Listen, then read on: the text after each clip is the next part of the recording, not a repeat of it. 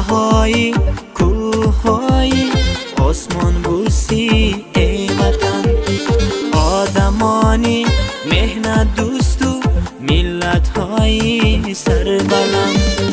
لاله های سرخی دلکشای این چمن،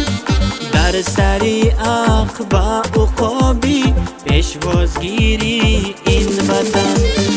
آب و صاف و روانی خوابیانی حیدر کن، ارچه های زیبا و سرسبزی درخشان.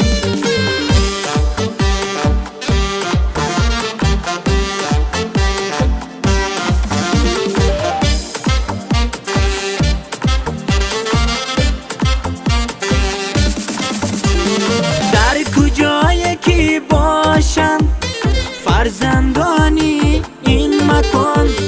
دارند در دل نزدیک طبیعتی جنت مکان، آبی غاویان روان و عمری بنده در گذر، تا میتوان در این لحظه های تیز گذر،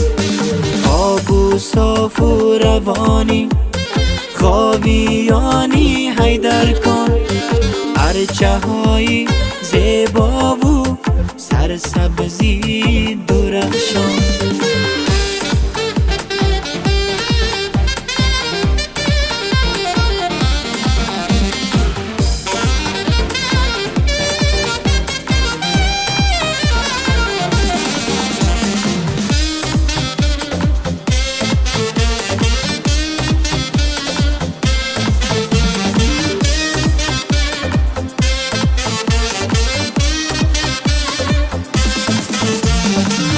مهنت و شجاعت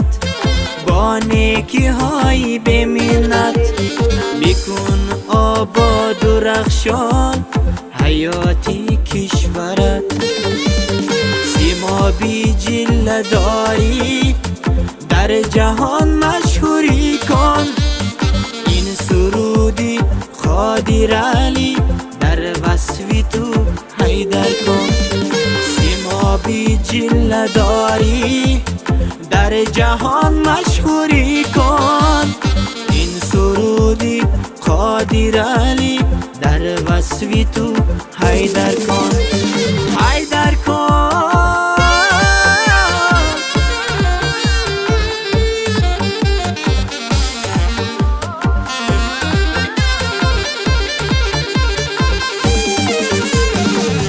بنیاد استودیو.